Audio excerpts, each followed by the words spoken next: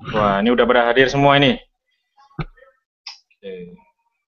Kita tunggu 1 menit lagi, Mas. 1 menit lagi. Mangan meneh. Mangan mana? Udah online ini, Mas ya? Udah online. Udah online. Ngombe dikit. Minum dulu, boleh.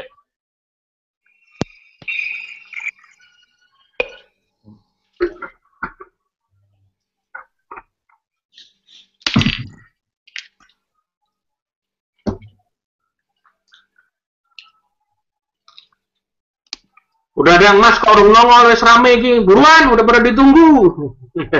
Ini chatnya nih, Mas ya.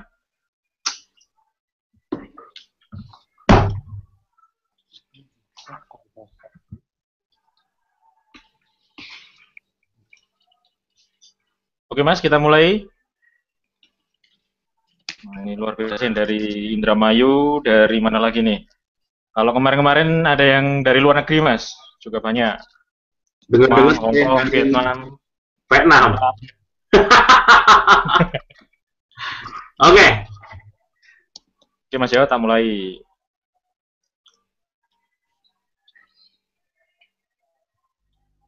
Oke, Mas, kita mulai. Yuk. Oke, Assalamualaikum warahmatullahi wabarakatuh. Buat teman-teman, selamat datang di webinar Billionaire Store. Kali ini kita berjumpa kembali dalam webinar yang berjudul Hidup Ilusi Tanpa Riba. Bagaimana kita hidup di bawah ilusi tanpa riba. Nah, pada kesempatan kali ini kita akan mendatangkan pembicara juga luar biasa. Nah, tapi sebelum itu, bagi teman-teman, jadi ini teman-teman datang dari memasukkan dari e-book ya, dari e-book Yuk Bebas Hutang untuk 7 jurus bagaimana bebas hutang. Nah, saya harap teman-teman udah baca dan nanti malam ini juga teman-teman akan bisa tanya langsung ke penulisnya yang nanti juga akan jadi pembicara. Dan alhamdulillah e-book itu sudah di-download hampir 8.000 orang.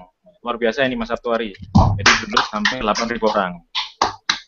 Nah, yang masuk untuk registrasi webinar sampai saat ini 1.900. Jadi luar biasa. Jadi beruntung, jadi teman-teman alhamdulillah beruntung yang akhirnya bisa masuk webinar karena masih ada 6.000 sampai 7.000 orang ini yang tidak bisa masuk webinar. Jadi alhamdulillah ya.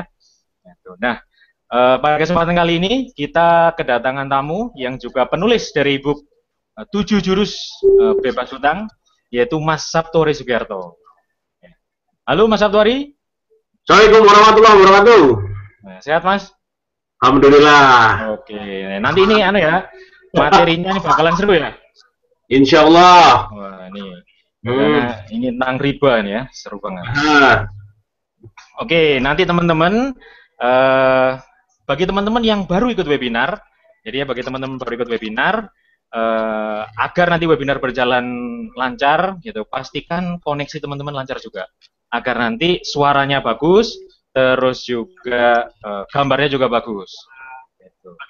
Lalu juga nanti akan ada sesi tanya jawab, ya, setelah nanti Mas Sabtuari menyampaikan materinya, nanti juga akan ada sesi tanya jawab. Jadi teman-teman siapkan pertanyaan-pertanyaan, ya, biasanya tentang riba yang teman-teman alami, nanti tanyakan semua ke Mas Sabtuari. Ya, insya Allah kita akan webinar kali ini selama 2 jam. Wah, iya Mas, 2 jam Mas.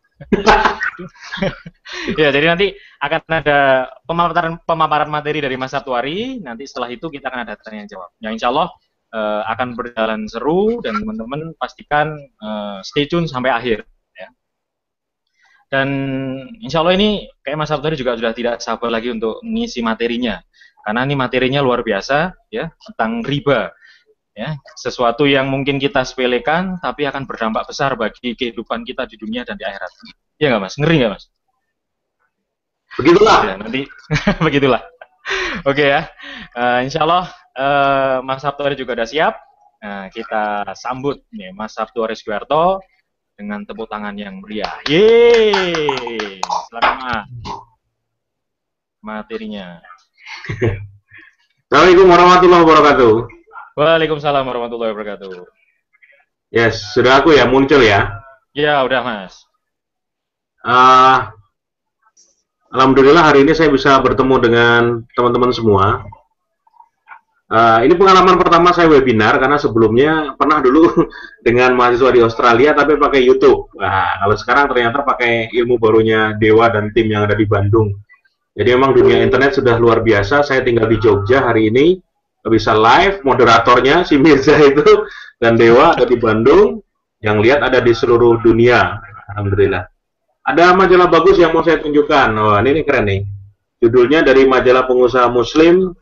Masih adakah riba di bank syariah? Wah, Ini menjadi sebuah ya. bacaan. Saya baca bagus banget. Isinya ternyata para ustadz yang paham benar tentang syariah ini banyak membahas di sana. Cuman malam hari ini kita tidak akan membahas itu, tapi saya sudah siapkan materi khusus buat teman-teman semua. Bagaimana riba ternyata menjadi ilusi dalam kehidupan kita. Kita mulai dari sekarang ya. Siap ya? Saya siapkan dulu presentasinya untuk saya share. Hidup dalam ilusi riba. Sudah muncul ya? Oke, siap Mas. Jadi ada sebuah pertanyaan besar yang terjadi selama ini. Apakah bisnis yang kita miliki bermasalah? Apakah ada banyak-banyak hal yang membuat masalah di kehidupan kita yang tidak disangka-sangka? Kemarin kayaknya nyaman-nyaman saja, kok lama-lama ini bisnis kita omsetnya turun, sering mengalami hal-hal yang di luar perkiraan, ditipu karyawan. Ada juga modelnya kalau tidak invoice kok susah banget dicairkan.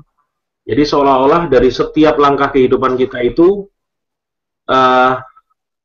sedang banyak halangan gitu loh. Ada apakah ini gitu loh. Nah, ini sebuah pertanyaan besar. Banyak yang mengingatkan jangan-jangan selama ini kita berbisnis dengan menggunakan riba. Oke, bagaimana? Bisa dilihat presentasinya?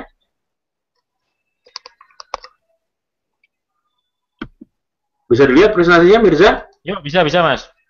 Bisa ya? Yuk, lanjut. Soalnya di monitor kok wajahku yang muncul, bukan slide-nya. Oh, slide-nya Mas. Slide-nya ya? Slide-nya. Lanjut. Oke, yes. Masuk ke presentasi. Ada sebuah pertanyaan, muda foya-foya, tua kaya raya, mati masuk surga. Apakah itu benar? Ini muncul slide-nya, bisa dipantau? Bisa. Oh iya. Soalnya di monitorku kok masih muncul wajahku. Muda foya-foya, tua kaya raya, mati masuk surga. Ini yang kadang-kadang orang berpikir seenak inikah kehidupan kita sampai nanti kok wes mudane foya-foya, tuanya kaya tapi dan mati masuk surga. Padahal tidak jaminan. Keyakinan kita pun ada pertanyaan seperti ini. Orang dipandang menjadi orang yang sukses. Suksesnya seperti apa? Mobilnya mewah, rumahnya megah, dilihat menjadi orang yang sukses, tapi sebenarnya ada yang nggak kelihatan di bawahnya.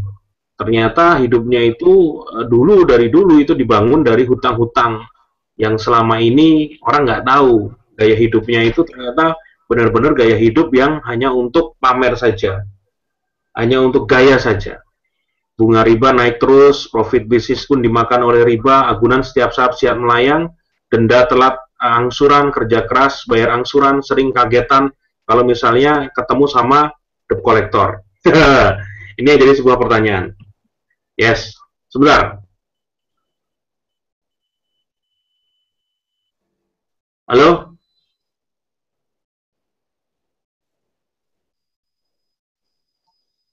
Apakah memantau, Mirza? Yuk, halo Mas. Ya, memantau. Mantau. Screen-nya muncul nggak? Enggak ya? Sekarang wajahnya Mas Sapari. Oh, iya. Oke, screen-nya kita bagi lagi. Ini ya. Sudah muncul? Muncul. Yes. Bayangkan misalnya orang yang selama ini punya hutang, dan itu terus mereka ditagih oleh debt collector, pasti akan menjadi orang yang kayak kucing-kucingan gitu loh. Gimana caranya supaya kalau perlu nggak ketahuan. Karena pekerjaan paling berat itu bagi orang yang sudah berhutang adalah membayar hutang. Nerimanya sih enak gitu loh, tapi pada saat kita bayarnya itu yang berat. Ada sebuah pesan yang disampaikan tentang istijrot. Apa itu?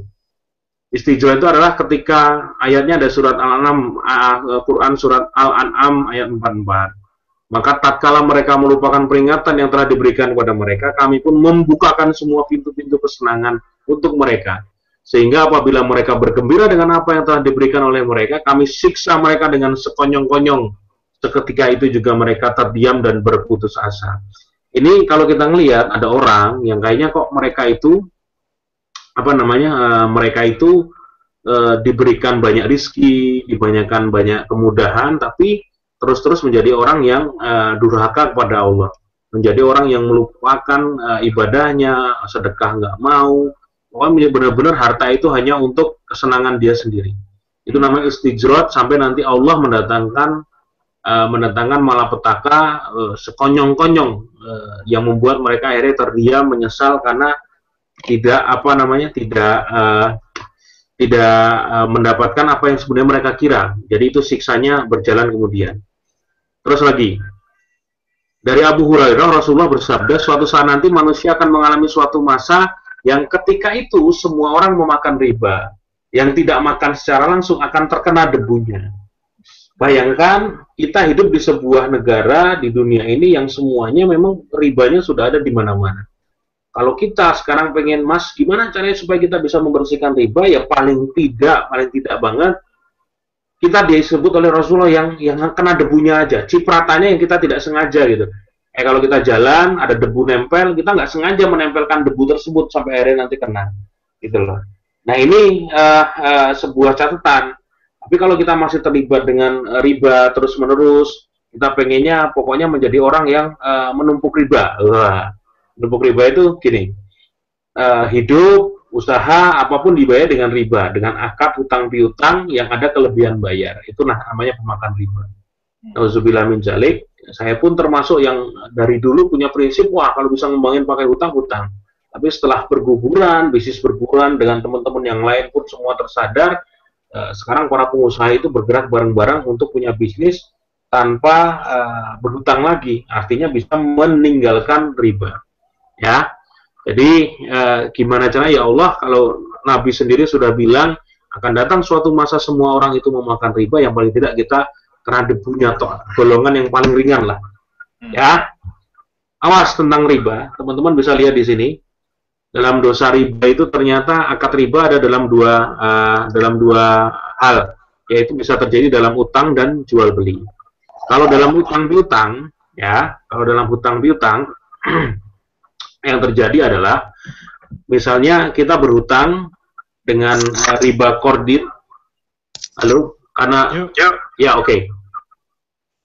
riba kord itu, jadi contoh misalnya kita berhutang 1 tahun dikenakan bunga 15%, itu sudah masuk dalam riba kord.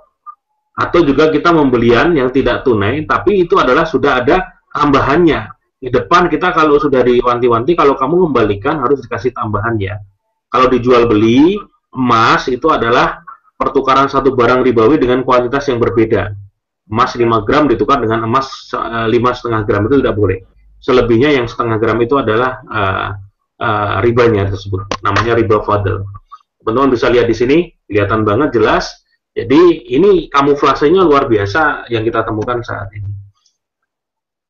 Terjerat hutang riba, ada 73 pintu riba. Dosa paling ringan seperti berzina dengan ibu kita sendiri, itu yang nauzubillah min dzalik, yang bisa membayangkan. Ini yang membuat saya termasuk shock ketika pertama kali dikasih tahu, Sab, tahu nggak dosa riba seperti ini loh. Saya bengong, hadisnya jelas, ayatnya pun jelas, dari Allah pun semua jelas. Ini kita mau gimana? Apa mau terus-terusan punya bisnis dari hutang, ngembangin beli properti dari hutang, pengen nambahin modal hutang bank, seterusnya, nggak akan ada habisnya. Oke. Dan ini menarik, di surat Al-Baqarah 275, orang-orang yang makan riba tidak dapat berdiri seperti berdirinya orang yang kemasukan setan. Ya, lantaran terkena penyakit gila. Keadaan mereka yang demikian disebabkan mereka berkata bahwa sesungguhnya jual beli sama dengan riba. Tidak. Kalau jual beli, saya jual nih sama dewa. Wah, aku punya motor, beli dong motornya, dibeli. Oke, ngambil untung. Misalnya dari motor second tersebut saya untung 2 juta, itu jual beli boleh. Tapi ketika untuk membeli itu Dewa utang kepada Mirza, terus Mirza membayari saya uang cash senilai misalnya 15 juta, terus Dewa mengangsur kepada Mirza karena sudah memberi utangan, Mirza mendapat keuntungan dari sana, itu sudah terjadi akad riba di sana. Ya, jadi orang yang memang sering setiap hari makan riba menjadi orang yang linglung, bingung, hidupnya nggak tenang. Silakan tanya deh sama mereka. Ini saya hari ini aja dapat dapat WA banyak banget, bukan WA ya, dari Facebook Messenger ada juga 1-2 WA orang-orang yang sudah pasrah. Dalam arti rumahnya sudah mau disita, gedungnya, propertinya mau disita, usahanya bangkrut, tapi suami istri masih banyak yang mereka itu nggak cocok. Sampai mereka itu sampai mau cerai itu ada. Bahkan yang sudah kejadian cerai pun ada, utangnya 3,5 miliar, istrinya cerai karena nggak tahan dengan gaya hidup suaminya yang terus menambah hutang, menambah hutang, menambah hutang. Bagaimana mungkin ada ketenangan hidup di keluarga mereka kalau setiap hari yang dipikirkan hanya hutang, hutang, hutang. Gimana caranya bayar hutang, hutang, hutang, hutang. Itu yang paling mengerikan. Yes, ini hutang yang menyesakan. Kalau saya kemarin pertama kali nulis tentang riba itu kan, saya kaget, responnya luar biasa. Semuanya mengeluh, Mas, saya punya kartu kredit. Kartu kredit saya ini ternyata sudah saya punyai sejak 5 tahun yang lalu. Saya nyicil per bulan nggak pernah selesai. Gaji saya 3 juta tuh nggak cukup bayar cicilan kartu kredit, bunga dan sebagainya. Telat bayar kena denda. Apa namanya, administrasi bulanan, administrasi tahunan kena juga. Saya pernah iseng menghitung beban bunga yang saya harus saya tanggung ketika punya kartu kredit. Misalnya saya bayar minimum payment-nya itu hanya 10% dari yang diberikan, ternyata saya harus punya waktu 12 tahun baru bisa lunas. Misal tagihan 10 juta, bayar 10%-nya 1 juta. Apakah sisa tagihan 9 juta bulan depan? Enggak. 9 juta ditambah 10% dari 9 juta tersebut. Betul enggak? 10%, sorry. Berapa? 3% ya? Nah, seperti itu. Terus, jadi bunga berbunga. Compound interest, bunga berbunga. Itu yang membuat orang punya kartu kredit bertahun-tahun, kayaknya nggak lunas-lunas ya, karena begitu. Lengah sedikit, duit kita akan diambil oleh mereka. Terus, ini pesan Nabi juga, jauhi 7 perkara yang membinasakan, membawa kehancuran. Di antaranya adalah memakan riba. Jadi ada 7 perkara besar yang membinasakan, membawa kehancuran. Di antaranya memakan riba. Ini jelas. Nabi yang menyampaikan, Nabi yang mengucapkan langsung, kalau kamu pengen hidupmu selamat, jangan memakan riba. Ya, ini menarik. Karena bayangkan, ada analisa yang pernah saya baca, riba itu efeknya bukan hanya 1-2 hari, tapi bertahun-tahun. Orang yang sudah maniak hutang, terjerat dari satu hutang ke hutang lainnya, itu mereka akan berputar di situ, nyandu. Punya bisnis keuntungan 10%, setahun malah kena bunga 12%. Ya. Itu akan menjadi sebuah kecanduan, dibuat bingung. Dan lama-lama akhirnya kehancuran itu akan datang. Kalau nggak tobat segera dan fokus untuk menyelesaikan hutangnya, kita akan jatuh ke dalam kondisi di mana kita akan menjadi orang yang ikut hancur. Rasulullah juga bersabda begini, bahwa Rasulullah Shallallahu Alaihi Wasallam melaknat pemakan riba, rentenir, penyetor riba, nasabah yang meminjam, penulis transaksi riba, sekretaris, 2 saksi yang menyaksikan transaksi riba. Kata beliau, semuanya sama dalam dosa. Kalau ada teman-teman yang masih bekerja di bank, bahkan banyak yang curhat ke saya bilang, ini bukan kata satu hari gitu loh. Saya pun kaget ketika saya punya banyak teman-teman yang bekerja di perbankan itu resign. Saya punya seorang kawan, ya kalau sudah kenal lama, usianya 10 tahun di atas saya, itu jabatannya sudah asisten vice manager Bank Mandiri di Bank BUMN. Itu gajinya pun sudah puluhan juta, tiba-tiba resign dan memilih menjadi jualan busana muslim. Ketika memberikan testimoni, ternyata gitu, saya mendapatkan ketenangan hati yang tidak saya dapatkan ketika saya kerja di perbankan. Kawan saya yang lain, Mas Toro, saya ingat benar, 4 tahun yang lalu dia gelisah. Saya pengen jadi pengusaha, nggak tahu caranya gimana. Curhat sama saya udah punya bisnis duluan. Dan ini ternyata 4 tahun saya ketemu, dia sudah resign dari salah satu bank di Jogja, bank pemerintah juga. Dan dia cerita, bagaimana mungkin aku menafkahi anak istriku dari uang yang sudah hasilnya dari riba. Ketika aku menagih dari rumah ke rumah nasabahku, menawarkan hutang-hutang baru, dalam hatiku aku berontak karena aku kadang-kala ketemu orang-orang yang nggak bisa bayar berbulan-bulan, bisnisnya hancur, dan aku terus mengejar mereka. Ada kegelisahan luar biasa. Aku memilih keluar dari bank tersebut, rumah satu-satunya tak jual, ngajak istri dan anakku untuk meyakinkan mereka bahwa ini adalah momen melompat ke belakang untuk melompat lebih tinggi ke depannya. Sisa uangnya digunakan untuk sebagian bayar hutang, sebagiannya dia beli tanah, dibangun rumah-rumah petak, 4 petak laku, buat beli tanah lagi, dibangun lagi. Dan dia bilang sama saya, ketika aku kerja di bank itu aku menerima 200 juta setahun rata-rata. Misalnya gaji dia di angka 15 juta, dengan bonus-bonus itu dapat 200 juta setahun. Tapi ketika aku meninggalkan itu, dan aku yakin Allah yang menjamin rezekiku, setahun kemarin pun aku bisa lebih dapat uang 1 miliar, dan waktuku lebih bebas. Ini menarik gitu loh. Semalam saya ngisi pengajian bisnis di Bantul, selesai acara saya kaget ada 2 orang menyalami saya, Mas, doakan bulan depan kami resign. Oh, resign dari mana? Kami berdua karyawan bank, Mas. Oh, oke. Monggo silakan. Ada, kalau percakapan di grup Syariah World, teman-teman di kampung Syariah, itu bahkan ada yang membocorkan, saya kurang tahu apa tahun kemarin atau tahun ini ada 3.000 karyawan bank yang resign. Ya, saya kadang-kadang masih diminta ngisi seminar di perbankan.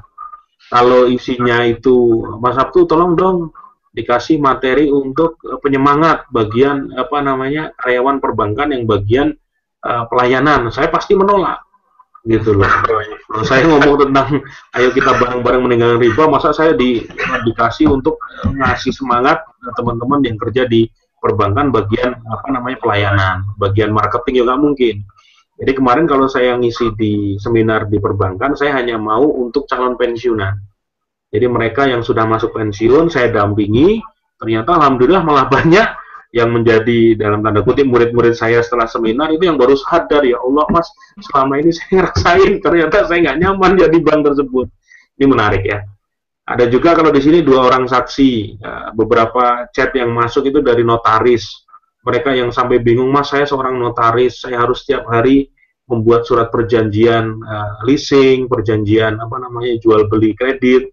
Saya jujur gelisah Mas, saya pengen bertobat dan pengen tidak mulai selektif job-jobnya tersebut. Mungkin ini akan mengganggu keuangan saya, tapi saya yakin Allah akan memberikan ganti yang lebih baik.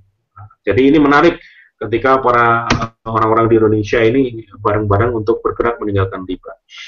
Ini juga di surat Al-Baqarah, kalau tadi 275 orang penghutang itu seperti berdirinya orang yang kemasukan setan, linglung. Di Al-Baqarah 279 ini Allah menjanjikan mengancam kita, nggak tanggung-tanggung. Jika kamu tidak meninggalkan riba, maka ketahuilah Allah dan Rasul-Nya akan memerangimu. Ini yang menarik. Secara logika, apakah kita bisa menang melawan Allah dan Rasul? Apakah kita bisa menang melawan Gusti Allah? Logikanya piye? Ya, Allah yang menciptakan kita, tapi kalau kita tetap nggak mau tobat, ini yang akan dihabisi. Ini menarik. Ini salah satu ayat yang bikin merinding. Dulu ketika saya ngeyel tahun 2012 itu saya masih ngeyel, 2013 saya masih ngeyel. Pernah. Jadi teman-teman saya yang di Jakarta yang mereka sudah menjual asetnya, mereka yang sudah berpindah ke akad-akad syariah itu mengingatkan saya dengan ayat ini. Sehebat apapun kamu, Sab, katanya, bisnismu seperti apapun, kalau kamu masih hutang dari hutang ke hutang untuk nambah aset, hanya untuk nambah modal usaha, hati-hati, yang kamu lawan itu bukan manusia tapi Allah. Wah, itu udah gemeter itu. Akhirnya ketika 2014 awal saya mulai mencari-cari apa yang salah di bisnis saya ketika ada yang turun, kenapa kejadian macam-macam, barulah saya berpikir, oh kemungkinan ini yang harus saya perbaiki. Ini menggelitik juga tulisan ini. Rumahnya KPR, mobilnya leasing, belanjanya pakai kartu kredit, liburannya pakai KTA, yakin mau masuk surga ya.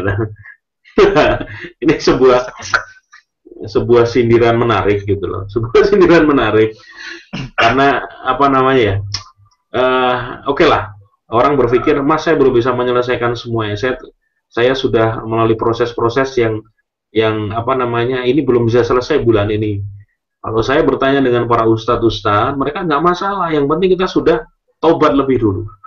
Tobat, minta ampun pada Allah bahwa dulu kita pernah terjebak dengan keyakinan bahwa hutang itu mulia, bahwa hutang itu bisa menambah aset kita, ilmunya Kiyosaki itu, Robert Kiyosaki ya.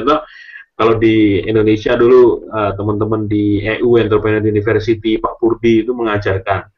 Syukurnya alhamdulillah Pak Purdi malah sekarang sudah dia bilang riba itu rezeki apa? Rusak iman, rusak iman, bisnis hancur. Kalau saya bikin apa itu di kaos itu, riba itu rezeki hilang, banyak angsuran. Gitu. Jadi itu definisi riba yang kita buat Gojek. Ya, menarik ya. Terus, Mas siapa yang mengharamkan riba? Kalau di Al-Quran jelas, makanya Fatwa MUI tahun nomor 1 2004 itu suratnya sudah beredar. Ketik di Google saja itu muncul bahwa praktek perbungaan yang ada di bank, yang ada di simpan pinjam, koperasi, BPR, reksadana atau manapun itu adalah suatu riba yang diharamkan. Ya, termasuk transaksi di apa namanya saham yang gorornya sangat tinggi sekali, untung-untungannya sangat tinggi sekali. Dalam satu malam bisa untung 50 juta, besok pagi bisa rugi 100 juta. Itu sangat bisa sekali. Dan itu ternyata menarik bahwa kalau MUI sudah melarang, kenapa pemerintah masih ada ya? Karena MUI tidak memegang kekuasaan, ya toh? Yang memegang kekuasaan adalah pemerintah. Ini yang menjadi sebuah catatan buat kita. Terus lagi buat yang ada lagi tuh dulu pertemuan di para ulama 300 ulama seluruh dunia berkumpul di Mesir tahun 65. Itu pun seluruh ulama sepakat bahwa bunga bank itu adalah suatu yang haram. Haram itu berarti kalau kita ngambil berarti dosa, kalau ditinggalkan dapat pahala, ya toh. Ya. Karena orang masih ngeyel kadang-kadang memberikan pembetulan-pembetulan bahwa ini masih bisa ditolerir. Nah, ini ada suatu menarik kalau kita ngambil tentang logika yang namanya haram itu, Homer, minuman keras itu haram. Walaupun diminum, sambil minumnya itu kita pakai baju koko, pakai sarung, pakai pecis, minumnya di depan musola, baca bismillah, ya tetap haram, ya toh. Gitu loh. Opone ngombe sak seloki, telung seloki ya tambah haram gitu loh. Dimulai dengan Ini yang menarik. Artinya apa? Harus hati-hati benar. Harus hati-hati benar karena kita dalam kondisi sekarang semua serba tawarannya sangat menarik. Ya, MUI sudah mengharapkan seluruh ulama sedunia itu sepakat. Kemarin saya ketemu dengan Ustadz Fatih Karim di Bogor, beliau ngasih masukan, Mas, tentang riba, itu ulama seluruh dunia sepakat kalau itu haram. Bunga bank itu juga adalah bagian dari riba yang harus ditinggalkan. Ya, kalau soal kita boleh nggak mendengarkan musik, itu masih ada dua gap ulama. Ada aliran yang ulama bahwa mendengarkan musik itu boleh, ada yang ulama tidak boleh. Tapi tentang riba, seluruh ulama itu sepakat bahwa itu harus ditinggalkan. Ya, ini artinya pesannya sangat jelas sekali. Ada yang bertanya, Mas, saya agamanya Katolik, apakah riba dilarang? Ternyata dia nyari sendiri, ngasih tahu saya. Mas, saya nemukan di Mazmur 15, siapakah yang tinggal di kemahmu Tuhan, dan siapa yang tinggal di gunungmu yang suci, yang tidak meminjamkan uangnya dengan makan riba, dan tidak menerima suap melawan orang yang tak bersalah, siapa yang berlaku demikian tidak akan goyah selama-lamanya. Ini saya dapat inbox dari teman di Facebook, yang dia juga memantau tulisan saya, dan dia pun, walaupun agamanya Katolik, dia berpikir riba itu hanya di Islam, ternyata di agama saya juga dilarang. Saya akan meninggalkan beberapa akad yang dilarang tersebut. Masuk lagi? Lanjut. Mas, apakah bank itu haram? Jadi menarik. Kalau bank itu lembaga keuangan, ya, bank itu lembaga keuangan. Kalau misalnya ada, mohon maaf, orang yang berpikir semua produk bank itu haram, itu ya nggak benar. Logikanya kalau dia masih pakai uang kertas, uang logam, itu produk bank loh. Ya, dia ngomong bank itu haram. Saya sepakat dengan Ustadz Fatih Karim, kalau banknya itu adalah lembaga keuangan, bukan seperti babi yang kelihatan, babi haram. Ini bank punya produk yang haram sama produk yang diperbolehkan. Kita bahas dulu yang tidak mengandung riba. Apa itu? Yang pertama adalah produk bank yang tidak mengandung riba. Satu, biaya transfer antar bank. Kalau kita transfer, kena uang 6.500 kalau salah ya. Itu adalah keuntungan bank. biaya admin bulanan tabungan, tiba-tiba kita diambil rekening kita itu berapa sih? 5.000 kalau nggak salah. Penggunaan ATM beda bank, kita ngambil uang kita di BNI, BNI ngambil misalnya di Bank Mandiri, ya toh, itu kan kena cas, 3.000 atau 4.000. Bayangkan nasabah Bank Mandiri itu ada 12 juta, BCA ada 12 juta, yang ketiga itu BRI ada 9 juta orang. Misal satu hari itu ada 1 juta transaksi seperti itu, jasa dari bank itu sudah luar biasa banyak kan. Terus fee payroll, misalnya kita punya karyawan 10 orang, kita ngasih kepada bank, tiap bulan saya hanya masuk kasih data, bank yang mentransfer ke mereka semua, itu jasa bank untuk. Sewa deposit box, mas saya punya emas nih, setengah kilo misalnya, itu kalau saya taruh rumah, waduh, dicolong maling nanti, dicongkel rumah saya. Datang ke bank, ngomong, bank punya ini enggak, deposit box.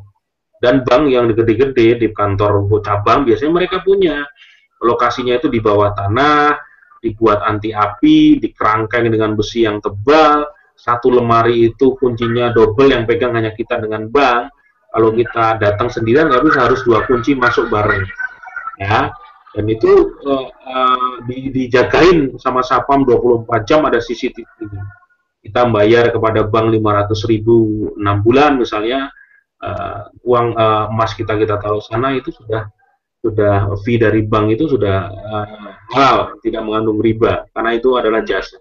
Kita beli pulsa, tiket kereta, PLN, token listrik, Telkom dan sebagainya, bank itu mendapatkan, misalnya kita beli token 100.000, ternyata yang kita bayar ke PLN sesungguhnya itu hanya 97.000. Dari satu transaksi itu bank dapat 3.000. Nah, itu pun pemasukan bank yang halal, boleh, karena itu jasa. Tapi inilah yang menjadi kritisi banyak pihak sekarang, yang membuat banyak orang. Apa itu? Produk bank yang mengandung riba.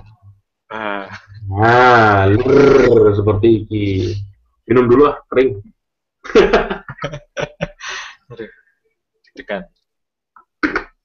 Masuk ya? Kartu kredit. Ada orang bertanya, mas saya punya kartu kredit. Saya tidak pernah kena bunga karena saya selalu membayar tepat waktu, kayak gitu. Logikanya memang, oh ya bisa ditolerir, tapi ketika beberapa ustadz yang paham syariah betul, justru menganalisa ketika kita punya akad kartu kredit, berarti kita sudah membuka akad untuk terjadinya denda dan juga pengambilan bunga jika kita tidak sanggup membayar. Kita sudah kena di akadnya, ya. Jadi kita sudah membantu di akadnya. KPR jelas banget, itu yang terjadi sekarang gini, orang bertanya, mas kalau nyicil rumah supaya sesuai dengan syariah Islam bagaimana? Saya baca dari beberapa pihak, saya bertanya ke beberapa ustadz, jual beli 2 harga dalam Islam itu nggak masalah, asal dilakukan langsung oleh pembeli sama penjual.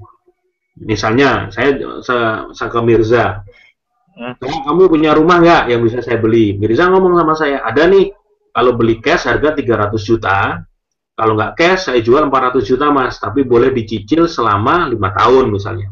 Jadi saya punya keuntungan lebih 100 juta. Itu boleh. Transaksinya adalah saya sebagai pembeli kepada Mirza selaku developer. Ya, yang terjadi saat ini adalah ketika saya nggak punya uang untuk bayar cash, datanglah si Dewa. Ya, Dewa ini adalah rentenir misalnya. Kalau enggak si Dewa ini dari pihak perbankan. Kan transaksinya akhirnya gini, saya membayar DP kepada Mirza, kekurangannya misalnya saya hanya punya uang 50 juta, 250 juta itu dibayari oleh Dewa kepada Mirza, terus saya membayar hutang saya kepada Dewa dengan bunga dari yang 250 juta itu jadi 500 juta selama nanti 10 tahun. Gitu loh.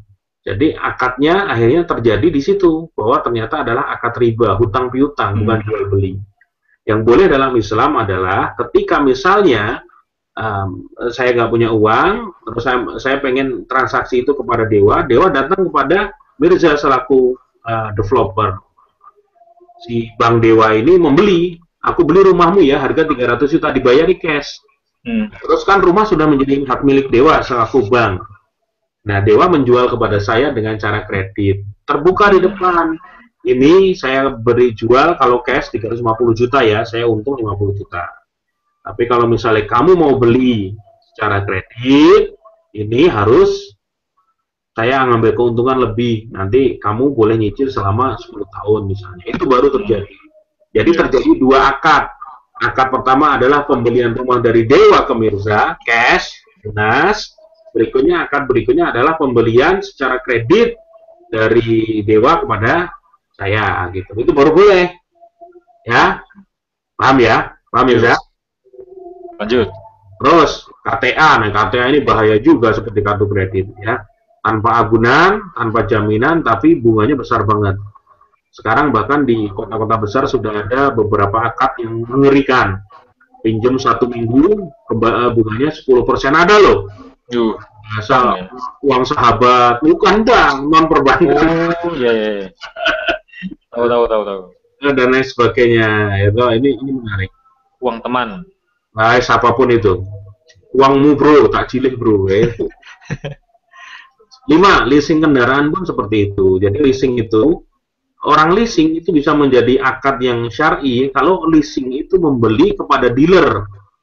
Motornya dibeli dulu, harga 20 juta, dibeli motor tersebut dan motornya dibawa ke tempat si leasing. Ini motor sudah menjadi motornya si leasing. Datang ke leasing, aku mau beli motormu nih, bayarnya boleh bertahap ya, 2 tahun. Oke, deal, per bulan nyicil sekian ya, itu boleh. Nah, karena akadnya adalah akadnya motor dibeli oleh si leasing, sudah terjadi satu akad selesai jual beli, berikutnya saya membeli kepada si leasing, itu yang boleh. Yang tidak boleh kan sekarang yang terjadi adalah saya pengen beli motor ke dealer, saya cuma punya duit 5 juta, kurangannya 15 juta, datanglah itu si leasing, itu culuk, kurang bro. Ya wes ini tak bayarin 15 juta, kamu berarti besok bayar ke aku 15 juta. Tapi kan ada bunganya bro. Jadi 22 juta ya, 7 jutanya itu berarti keuntunganku, kamu boleh nyicil 2 tahun. Nah, keuntungan 7 juta itulah yang riba. Teman-teman jadi paham sekarang, oh iya mas ya, berarti memang pembelian transaksinya harus kita lakukan secara langsung, penjual dan pembeli, tidak ada pihak ketiga yang menawarkan utangan. Nggak boleh. Asuransi pun kita akan bahas nanti berikutnya. Ini yang kalau ya. Akhirnya seperti juga, saya nggak tahu yang bikin ini siapa, ada namanya tuh Aziz atau siapa itu, menemukan di internet, menarik. Akhirnya seperti juga, tapi ya leher kita memang kalau di KPR ditarik pakai rantai seperti itu. Waktu itu nggak bisa bayar ya ditarik itu lehernya, gitu. Ya, ini yang terjadi. Leasing kendaraan, saya menemukan ini menarik bahwa ternyata selisihnya, misalnya kita mau beli Supra X standar, harga tunai 14 juta, kreditnya 22 juta, DP 1,8, cicilan 509 selama kurang lebih 3 tahun. Itu keuntungan leasing dari satu motor adalah 7,8 juta. Berarti kalau misalnya ada 1 juta motor terjual, motor sekarang banyak banget. Seperti ini, berapa tuh berarti? 7 triliun. Hah? Triliun. Gila ya. Ngeri ya? Nah, alhamdulillah.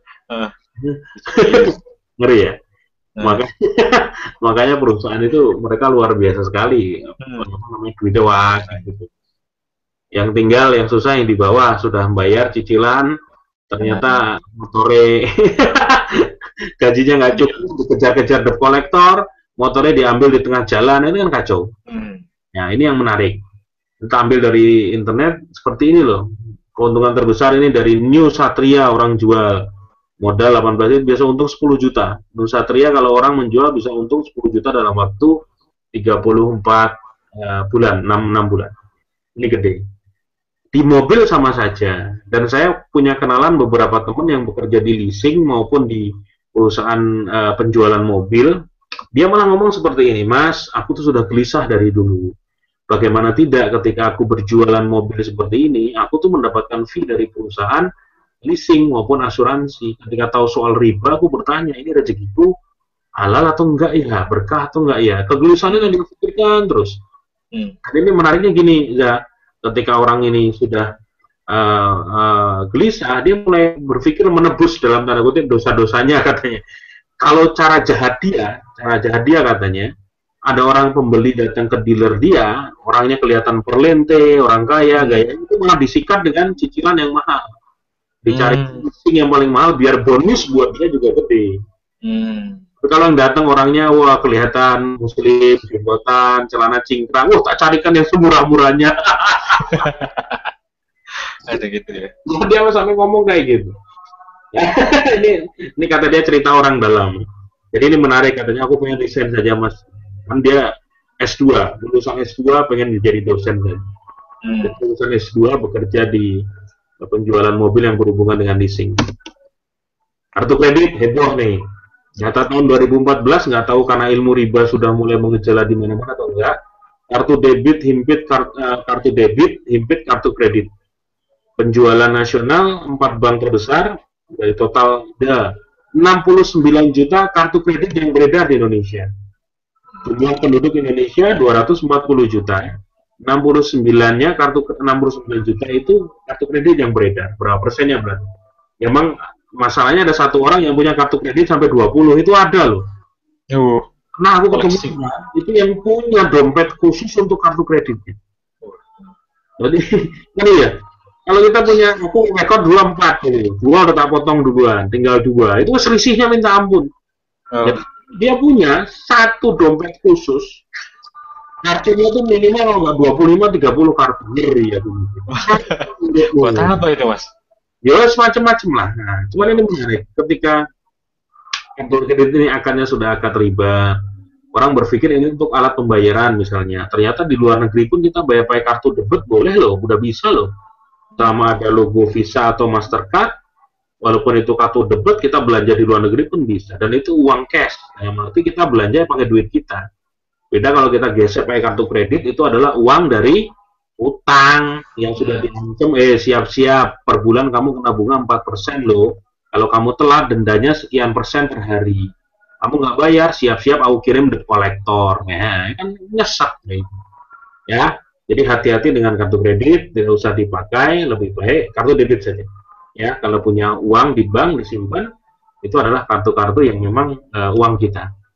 Dan simpan secukupnya, karena saya sudah pernah konsultasi dengan Ustadz Amin Nurbait, membaca tulisannya juga, bagaimana hukum menyimpan uang di bank. Nah, kalau kita dalam kondisi darurat, itu nggak masalah diperbolehkan. Terus kan ada orang berpikir, mas uang kita yang simpan di bank, misalnya aku punya 10 juta di bank, uang 10 juta itu sama bank digunakan untuk ngasih utangan ke orang lain, itu sebenarnya bukan urusan kita lagi. Karena akad kita kepada bank adalah kita menyimpan. Nah sekarang, teman-teman supaya tidak terjadi nggak tenang, mas aku lebih nggak tenang di bank konvensional, tapi bank konvensional itu fasilitasnya paling banyak. ATM-nya paling banyak, transfer M-banking dan internet bankingnya paling gampang. Modelnya gini saja. Jadi kalau menyimpan uang tertentu di bank syariah, di sana itu ada yang akadnya wadiah menyimpan, tabungannya itu bisa dinolkan. Jadi bisa mas. Mendapatkan bunga sama sekali itu bisa. Saya punya di bank BCA Syariah itu, ketika saya buka di Jogja itu ditunjukin sama CS-nya, tuh mas, nggak ada bunga ya, bunga sudah dinolkan ya. Gitu. Jadi di akhir bulan pun tidak ada pemasukan bunga yang saya dapatkan. Akadnya adalah menyimpan saja. Terus punya rekening konvensional hanya untuk lalu lintas, dapat transferan 1 juta, kalau sudah pindah lagi kayak gitu. Terus nanti menyimpan lagi jangka panjang gimana? Boleh disimpan di logam mulia, dengan emas batangan, disimpan di rumah atau di deposit box. Atau kalau kata dalam Islam itu tidak boleh menimbun barang. Misalnya mas aku punya uang 60 juta, ini kalau pengen tak berikan lahan, aku menggarap petani untuk menggarap dibuat perkebunan atau apapun, itu jauh lebih baik. Dalam arti harta kita itu bermanfaat dan terus berputar. Misalnya punya uang 10 miliar disimpan buat apa gitu loh misalnya itu. Misalnya Mirza kayak gitu ya. Gunakan seperlunya, selebihnya itu diputar. Syukur-syukur kalau ternyata dimalis buat bangun pondok pesantren, buat panti asuhan. Itulah harta yang bakal jadi bekal kita nanti di akhirat gitu. Mirza, paham ya? Oke, lanjut. Oke. Nah, asuransi ini juga dapat sorotan luar biasa dari para ulama. Ya, tulisan saya dulu heboh banget nih. Ini tadi asuransi. Karena saya punya asuransi 4 dan tidak ada yang untung sekalipun walaupun 8 tahun saya di sana. Jadi, kenapa asuransi ini tidak boleh dalam Islam? Karena pandangannya adalah di situ kita asuransi ini mengandung unsur gharar. Gharar itu spekulasi sama judi atau maisir. Mirza, mau nggak tak kasih uang 200 juta? Mau dong. Nah, syaratnya satu, mati dulu. Nggak kelem lah, Mas. Nah, iya bro. Nggak mau. Tanyalah kepada semua orang pemilik asuransi, mau nggak kita kasih 100 juta tapi tabrakan dulu di jalan, ya toh? Kecelakaan atau sakit dulu baru kita kasih uang kan. Gitu. Itu yang membuat ini unsur tauhid kita benar-benar di apa namanya dipertaruhkan di sini. Ketika menggantungkan hitung-hitungan seperti ini, sementara Allah sudah berfirman, Allah menyuburkan sedekah dan memusnahkan riba. Gitu. Jadi orang-orang yang bersedekah ini akan dilindungi sama Allah. Saya kaget ketika tulisan itu meledak dulu, terus teman-teman banyak yang ngasih testimoni, Mas dulu saya punya asuransi banyak banget. Setiap bulan saya harus mengangsur. Ketika saya tahu ada unsur ribanya, saya menutup. Ketika saya asuransi banyak, anak saya tuh pada sakit-sakitan, heran. Itu asuransi berguna banget untuk backup sakitnya anak saya. Tapi ketika saya udah pasrah lah sama Allah, yakin bahwa Allah yang bisa ngasih kesehatan, Allah juga yang ngangkat penyakit anak-anak saya, maka saya yakin bahwa ini ya Allah akan melindungi keluarga saya. Sejak itu anak saya malah nggak sakit-sakit, Mas. Malah pada sehat semua itu. Jadi ketika asuransi saya tutup, malah anak-anak saya itu sehat. Hidup saya itu lebih tenang dan saya malah bisa menabung. Nah, dalam sebulan misalnya uang sekian juta saya gunakan asuransi, saya malah gunakan untuk beli emas, saya simpan di tabungan syariah. Jadi seperti itu. Terus ada juga asuransi yang berlabel syariah yang muncul di masyarakat. Mendapatkan label dari Dewan Syariah MUI dengan akad wadiah. Oke, saya pun tidak masalah jika teman-teman masih berpikir, Mas sudah dapat label dari MUI, saya pengen ngambil, jika memang itu yang dikehendaki. Tapi beberapa ustadz yang benar-benar paham syariah itu mengkritisi seperti ini. Kalau akadnya itu adalah tabaruk, tolong menolong, di zaman Nabi itu terjadi dulu celaka baru ditolong. Ya, misalnya kita ada saudara kita, teman kita yang kecelakaan, yang susah, baru kita patungan membantu dia. Tapi di asuransi syariah itu belum jelas kejadian apa, siapa yang sakit seperti apa, ternyata sudah uangnya dihimpun. Ya, uangnya sudah dihimpun dulu, kena premi sekian-sekian, uang kita pun sudah kepotong. Coba lihat, asuransi syariah bisa nggak? Misalnya kita setor uang 5 juta. Dalam setahun tidak terjadi apa-apa, kita ambil lagi 5 jutanya. Nggak bisa, paling tinggal 30%-nya. Ya, jadi uang kita dipotong 30%-nya. Ada akad batil yang terjadi di sana. Itu yang menarik gitu. Ketika saya kemarin mengirim isi kritisi dari salah satu ustadz tentang akad di asuransi syariah, saya kirim ke Ustadz Irfan Sauki Baik, salah satu anggota Dewan Syariah di MUI. Beliau belum menjawab, Mas kami pelajari dulu ya, butuh waktu seperti itu. Karena akad-akad itu, hadis segala macam itu tidak bisa langsung. Kamu butuh waktu, siapa tahu nanti memang ada menjadi masukan yang positif. Ya, paham? BPJS, ini juga heboh. Karena ini program pemerintah, kemarin sempat ada klaim bahwa BPJS itu haram. Wah, karena unsur gharar, maisir, masyarakat masih disuruh urunan, dan juga kalau telat bayar itu harus kena denda. Ya, tapi dielakkan dari pihak BPJS, wah tidak ada itu kata-kata haram dari MUI. Berita muncul di salah satu kolom yang sama, Ketua Bidang Fatwa MUI Kiai Haji Ma'ruf Amin membenarkan adanya fatwa yang menyatakan bahwa BPJS tidak sesuai syariah Islam. Jadi kita sebagai masyarakat kadang-kadang bingung gitu loh. Dari pihak sini bilang, oh tidak masalah, MUI ngomong, wah ini ya, seru jadinya. Tapi ada seorang ustadz yang berkata begini menarik, kalau itu program pemerintah dan banyak masyarakat yang sudah terbukti terbantu, ya sudah ikuti saja. Ya, ikuti saja sambil menunggu perbaikan ke depannya seperti yang lebih baik. Ya, kita mengharapkan ada kritisi-kritisi tentang yang denda, tentang urunan. Kalau bisa memang sempurnanya nggak usah ada iuran. BPJS itu gratis, yang nanggung pemerintah. Nah, ya dah. Jadi nggak usah papa minta saham lah, itu sahamnya juga. buat masyarakat sebaik-baiknya. Ya, paham ya soal BPJS. Jahatnya rentenir pernah saya bahas di grup Facebook Belajar Wirausaha bareng Sabtu Hari.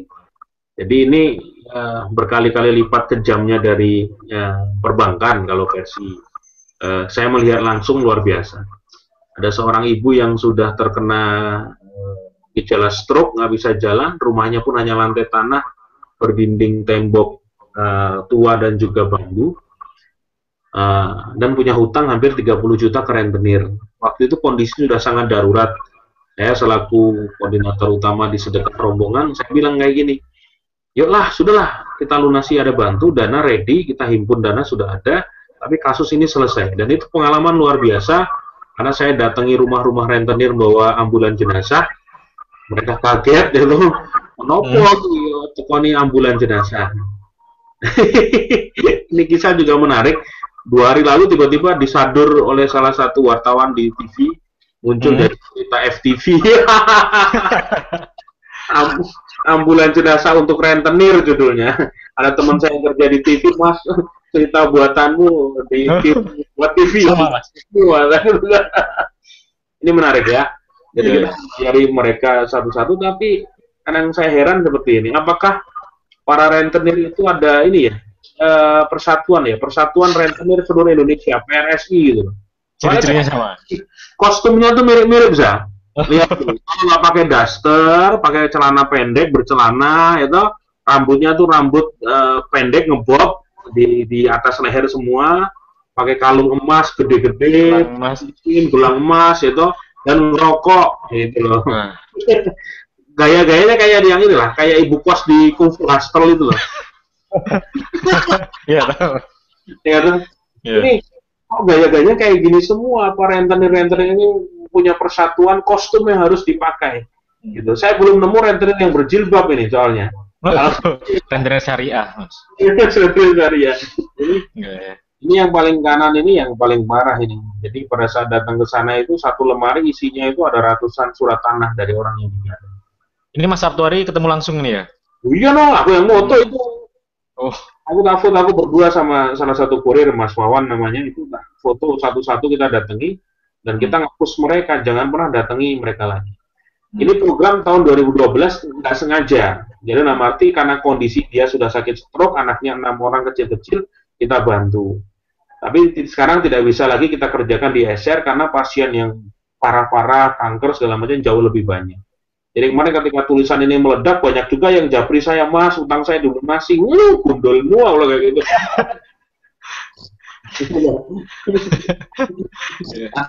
Ada yang lebih penting gitu loh. Ya kalau nggak dengan utang, jual aset, ya, atau pakai jurus yang kemarin saya bagi, 7 jurus untuk bebas utang. Ini yang menarik, sesungguhnya jika engkau meninggalkan sesuatu karena Allah, maka Allah akan mengganti bagimu dengan yang lebih baik. Ya, jadi kalau kita meninggalkan sesuatu niatnya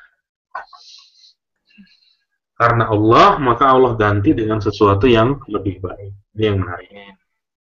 Ya, yakin, Mas, saya pengen bebas hutang karena saya tidak mau nyangkut terus dengan riba. Ya wes, diniatkan tobat. Langkah-langkahnya sudah kasih tahu kemarin ya. Yang pertama itu tobat. Ya, kalau sudah tobat itu berarti minta ampun, kita minta ampun sama Allah, ya Allah, ini adalah hutang terakhirku. Ya, kalau sudah hutang, ini hutang terakhir itu berarti jangan mau lagi ditawari segala macam hutang yang berbau riba itu. Yang kedua terus, apa itu? Berazam, bercita-cita dengan sepenuh hati untuk bisa bebas dari hutang. Nah, berazam ini artinya apa? Kita sudah benar-benar yakin, ya Allah bantu aku, carikan jalan supaya hutangku bisa lunas. Gitu loh. Jadi, nah ini banyak testimoni yang muncul ini, Za. Orang-orang yang bercerita, Mas, setelah aku taubat, minta ampun sama Allah, aku perbaiki ibadahku, dan terus aku juga menjadi berazam, bercita-cita untuk hidup tanpa hutang, itu keajaiban muncul. Job-job yang dulu hilang datang lagi, dikasih pekerjaan dari Allah, rezeki min haitsu la yahtasib, dari jalan yang tidak terduga-duga. Itu terjadi. Sudah tobat, sudah berazam, Allah yang bakal mengatur jalannya. Ada orang berpikir, saya akan menjual aset saya. Ya memang kalau itu sudah menjadi komitmen, jual saja. Ada juga yang menaikkan pendapatan. Ini utang saya masih 5 tahun, Mas. Saya sudah tobat, saya sudah berazam, ini akan selesai di tahun kedua. Artinya kita mempercepat dari 5 tahun sampai menjadi 2 tahun, gitu loh. Dengan cara apa? Saya bekerja keras, Mas. Saya memperbaiki hidup saya cari rezeki lain sehingga cicilannya akan lebih banyak yang saya ikat. Gitu. Ya, jadi proses, semua dijalani. Kuncinya tobat, berazam, terus kita proseskan itu semua. Jangan langsung belum apa-apa, oh pengen bebas utang, gantung diri ya iso. Masalah dunia nggak selesai kan. Ini yang dilakukan teman-teman kalau di grup syariah, pengusaha tanpa riba. Jadi memang kartu kredit memang digunting, wah kayak gini kan lega ya. Gunting kartu kredit seperti itu tuh, wah bunyinya ceklak gitu. Nah, tapi kalau digunting dibayar bro, ya benar. Emang kalau digunting lunas ya nggak lunas, tetap dibayar. Tapi dengan memotong kartu kredit itu sebagai satu tindakan fisik nyata, ya Allah aku bertobat. Artinya kita tidak akan nambah utang lagi. Mas aku masih sisa utang kredit 15 juta, ya selesaikan. Tapi kalau kartu kredit masih bisa dipakai, itu gangguannya banyak banget, godaan setannya banyak banget. Lagi jalan di mall, cicilan 0%, nengok langsung, wah itu. Ya buka di Lazada atau di toko online, cicilan bisa sekian, wah kacau kan. Tutup, ya toh, sambil jalan sudah dipotong, kita lunasi, kalau bisa dinego supaya misalnya, saya pengen nego mas sampai banknya tak datangi, aku hanya mau bayar pokoknya saja, ya monggo. Ada beberapa teman yang tekniknya seperti itu, sampai dia datang ke bank, dia nego habis-habisan, saya mau lunasi pokoknya saja.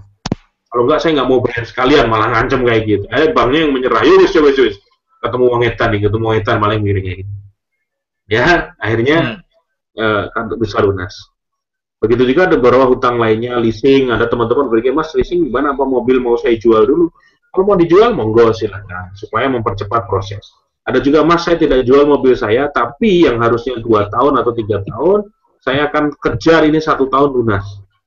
Ya, dan saya sudah bertobat, berazam, tidak akan nambah hutang lagi. Tinggal nanti mobil ini saya kejar, 1 tahun akan lunas. Bisa juga seperti itu. Coba deh, potong kartu kredit atau mulai mengurangi utang-utang dari kecil. Tekniknya kan gini, misalnya kita punya 10 titik hutang, kita harus bayar dari yang kecil dulu, jangan yang besar dulu. Yang kecil dipetani satu sampai akhirnya yang paling besar, yang paling berat. Ini akan mempermudah kita, karena yang tetek bengek kecil-kecil satu-satu ini yang bikin nggak nyaman. Ya, tiap bulan itu ada. Aku punya karyawan itu utangnya 3 tempat, 1 rentenir, 2 di koperasi. Dia bilang, mas, aku gajian 2 juta. Tapi untuk bayar ini saja aku sudah 1,2 mas. Aku tinggal sisa. Yang paling parah, dia punya utang di rentenir 600.000. Kata rentenirnya, wes ini hutang abadimu saja. Nggak usah dibayar 600-nya per bulan, kamu cukup bayar 100.000. Kayak gitu. Gendeng dong. Tapi sama rentenir nggak boleh dilunasi katanya. Wes ini jadi hutang abadimu. Wes per bulan bayar 100.000 ke aku, nggak usah dilunasi. Kacau toh. Utang 600.000 per bulan bayarnya 100.000. Akhirnya kemarin dia selesaikan kasbon. Kasbon 600.000 dan rentenir tak sikat ya, monggo silahkan selesaikanlah. Ya, ini menarik. Oke, paham? Lanjut lagi. Nah ini testimoni. Banyak banget testimoni yang masuk ke saya sampai saya belum bisa baca. Teman-teman yang message-nya masuk ke FB saya belum bisa bales, saya minta maaf. Banyak banget. Naik 1.000 aja, saya itu harus satu-satu saya bales. Berapa yang sudah lunas hutang saya capture. Assalamualaikum mas, sabar, alhamdulillah, bergabung di grup belajar. 40 hari saya melakukan sholat subuh di masjid dengan niat membebaskan diri dari hutang riba. Perlahan jual aset, mulai rental PlayStation, laptop, komputer, akhirnya aset tentu saja yaitu rumah. Saya jual semua demi lunas hutang. Alhamdulillah hari Jumat kemarin hutang saya lunas. Jadi alhamdulillah. Maaf bisa ngomong sekarang baru beli kuota tadi malu aja lama. Dan saya punya ratusan testimoni kayak gini tak capture. Alhamdulillah mas, matur nuwun berkat sebelumnya dan saya akhirnya bisa lunasi utang di bank meskipun harus kuras tabungan. Semoga teman-teman lain bisa segera lunas utangnya. Amin, benar-benar plong. Nah, itu. Ini semua real, yang saya sendiri kaget gitu.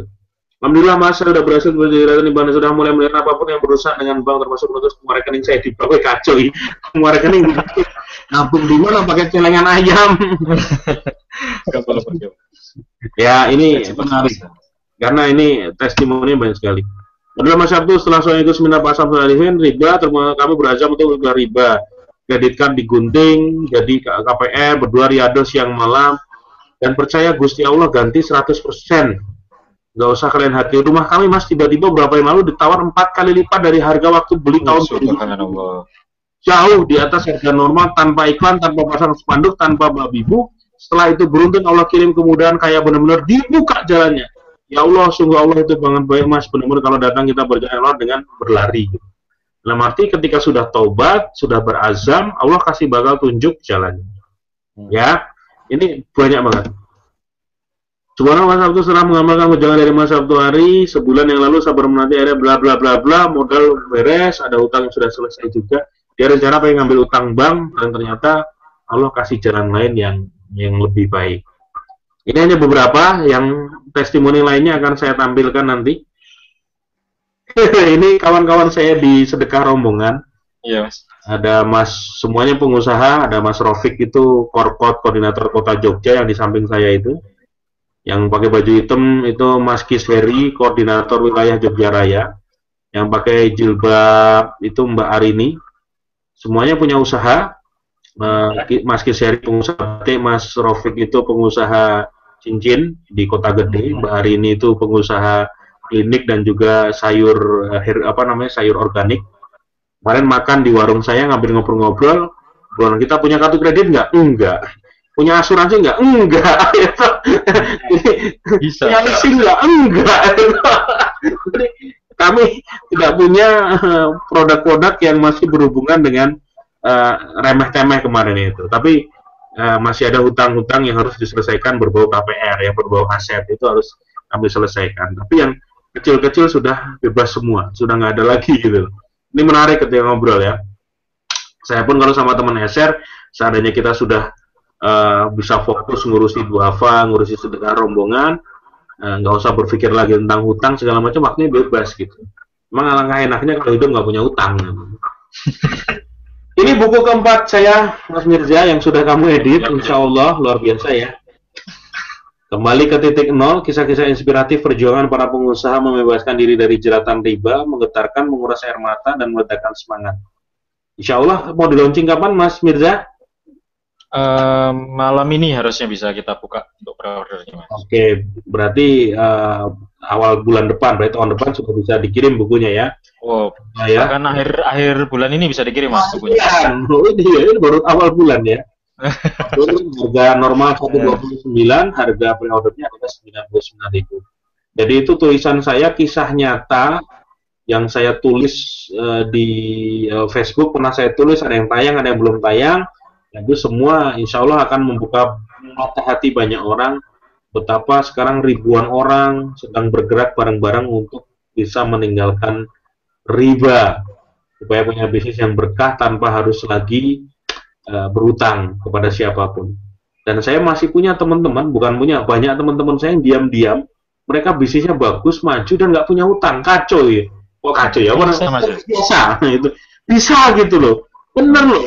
Per bulan profitnya bisa puluhan juta dan dia nggak punya utang bang, gaya hidupnya masih santai, naik motor gitu. Saya tahu orang-orangnya ini ya kayak gitu. Dan nanti sama saya, Mas ternyata enak lo nggak punya utang. Kalau sebulan aku dapat uang 30 juta, utuh uangku, belum nikah lagi, kacau. Orang-orangnya gitu. Itu menarik ya. Dibandingkan mohon maaf yang mobilnya baru, wangi, tapi hanya modal uang 30 juta. Selebihnya adalah utangan, yaitu harus dibayar 3 tahun atau 4 tahun. Nah, dan jadi terus ini terakhir saya sangat salut dengan teman-teman yang sudah gabung di pengusaha tanpa riba. Ini dahsyat, mereka berkomitmen bareng-bareng, bersumpah untuk tidak berhutang lagi dan benar-benar pengen menjadi pengusaha yang tanpa hutang, tanpa riba. Event seminarnya diadakan oleh teman-teman dari SBC Global, Syariah Business Coach, yang didirikan oleh Ustadz Samsul Arifin di Bogor. Banyak yang bertanya, Mas, kapan ada di kota-kota? Nah, itu silakan konsultasi ke teman-teman di SBC. Kalau Jogja, kemarin saya diminta, Mas Sabtu, yuk bikin di Jogja nanti bulan Februari, insya Allah ya. Nanti ada pengusaha tanpa riba di kota Jogja, bulan Februari kita akan garap bareng-bareng, insya Allah bisa menyadarkan banyak orang. Demikian Mas Mirja, luar biasa Oke, seminar hari ini. luar biasa. Satu jam lebih loh, 1 jam 15 menit. Tapi ini Ini masih ada tanya jawab. Oh, masih ada tanya jawab. Yes. Nanti sambil melihat teman-teman ini ya, nanti silakan teman-teman siapkan pertanyaannya di sesi di bagian chat ya. Silakan siapkan pertanyaan yang nanti akan saya pilih untuk saya tanyakan ke Mas Sabtuari. Dan untuk ini materi tadi luar biasa ya. Jadi mulai bahaya riba, lalu juga produk-produk apa nih yang sekarang kita rasakan dan ternyata riba. Nah ini Mas. Tapi ini Mas, mungkin sambil menunggu pertanyaan dari teman-teman Mas, ini yang juga sering ditanyakan. Yang pertama, mungkin nggak Mas, kita ini berbisnis atau bahkan hidup ini tanpa riba. Nah, mungkin nggak kita sukses ya? Ada ini apanya? Ya bisa tinggal di pegunungan, nanam pergi dari pegunungan aja lah, pergi dari pegunungan, nanam tanaman di kanan kiri, makan dari situ. Kalau ada orang ngasih duit, oh aku tidak mau, itu riba. Ya. Tapi siapa yang mau kayak gitu loh ya, Bang? Jadi benar kata Nabi, suatu saat nanti seluruh orang itu makan riba, yang nggak makan langsung kena debunya. Makanya kita berusaha keras, ya Allah semoga debunya sajalah, jangan sampai yang makan langsung. Kalau debu nempel di jalan kita nggak sengaja, ya kan? Yeah. Kalau kita lagi nyiprat, riba itu nyiprat ke kita, kena cipratan air, jalan itu kan kita nggak niat kecipratan. Gitu. Itu yang menjadi target kita supaya ya Allah hidupnya lebih berkah. Oke, Mas ini mungkin ada beberapa pertanyaan yang mungkin Mas Stab tadi udah jelasin sih. Tapi kayaknya mungkin teman-teman perlu tahu lagi. Ya, pertanyaan dari Mega. Mas, berarti nyimpan uang di bank konvensional haram. Meskipun kita tidak ambil bunganya karena akadnya. Itu gimana, Mas? Mungkin bisa dijelasin lagi. Kalau saya pernah baca dari tulisan Ustadz Aminur Bait, dalam kondisi darurat itu tidak bermasalah kan. Karena kita menyimpan saja kan di situ. Akad dengan bank itu adalah jasa. Nah, mau nggak mau tapi kalau di satu kota sudah ada bank syariah, lebih baik ya nyimpennya di bank syariah dengan akad wadiah, dengan mengurangi resiko supaya kita nggak kena bunga gitu loh.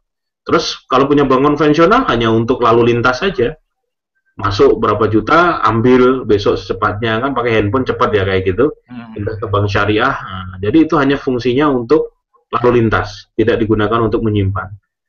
Saya sarankan memang teman-teman yang sudah praktek itu mereka, ada teman saya yang menyimpannya itu ke dinar, uang dinar emas ya. Ya, dia punya sampai 80 keping. Waduh. Pokoknya aku nggak pakai asuransi, aku nggak pakai reksadana, aku nggak pakai macam-macam, dia nggak. Cuman setiap ada rezeki tak belikan dinar emas dan itu tak simpen saja. Aku punya berangkas, aku tanam di rumah. Kalau anakku butuh segala macam tinggal jual itu kapanpun laku uangnya. Dan kadang kenaikannya itu sudah lumayan signifikan. Ini dengan cara tradisional tapi ternyata lebih enak. Oke, monggo. Oke, lanjut Mas Yas. Ini yang juga sering ditanyain dan mungkin sering dihadapi oleh teman-teman tentang KPR. Yes. Untuk end user. Mas, kalau beli rumah tanpa KPR kan hampir mustahil karena harga rumah naik terus. Sedangkan kita nabung segitu-gitu aja. Nggak sebanding dengan harga kenaikan rumah. Itu gimana Mas Sabtu?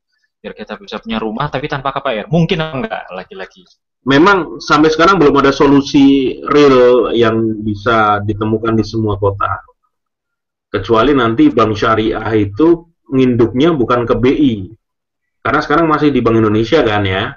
Tapi kalau nginduknya nanti misalnya ada Bank Indonesia Syariah misalnya gitu ya.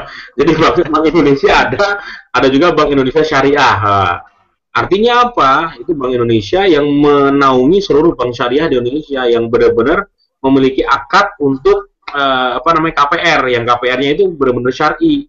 Yang tadi tak bilang tadi gitu loh, bahwa harus akad jual beli. Kalau dengan aturan Bank Indonesia sekarang itu kan bank-bank itu tidak boleh terlibat dalam penjualan langsung dalam sektor real itu nggak boleh. Oh gitu ya. Jadi bank-bank sekarang itu nggak boleh terlibat dalam sektor real. Dia ikut membeli rumah itu nggak boleh. Jadi benar-benar kue butuh dana biro, kekuranganmu aku lengkapi, nanti kamu bayar sama aku gitu. Nah kalau memang ada Bank Indonesia Syariah misalnya ya toh, nah itu nanti Akadnya sudah harus akad benar jual beli. Bank itu membeli kepada developer, lalu bank tersebut menjual kepada nasabah, itu baru boleh. Jadi ada dua akad. Kalau ada dua akad itu nggak masalah dengan apa namanya akad jual beli bertahap. Tapi ada beberapa kota ini yang menarik, beberapa pengembang yang syar'i, yang dengan sistem syariah, itu yang mereka sudah ngembangin gini, beli tempat kami itu harga 200-300 juta, tanpa melibatkan bank, tanpa riba, tanpa apa namanya penalti. Kalau sampai ada sesuatu nggak bisa dibayar, rumah kami bantu jualkan.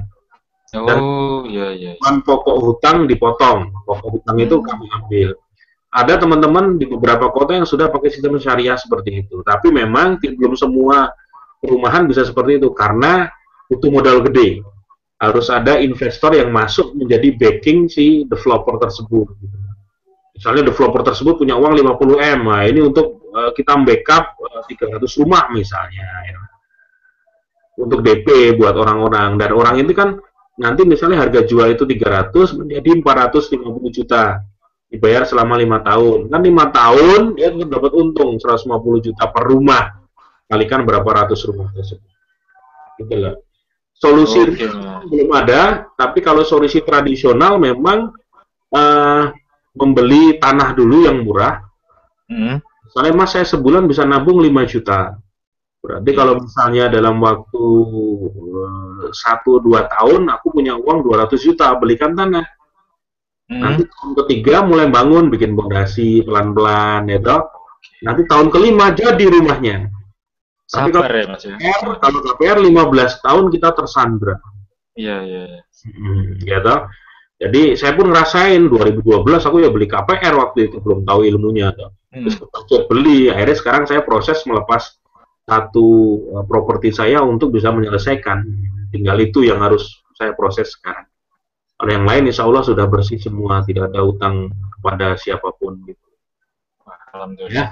Jadi memang lanjut ya. Oke. Jadi ini juga tentang KPR ini. Ini gimana kalau yang menjualkan ini mas? Ini yang dari Melia, mas gimana kalau saya ini agen properti dan menjualkan rumah dalam sistem KPR? Nah, apakah komisi yang saya dapat ini juga bisa menjadi mungkin riba gitu kan?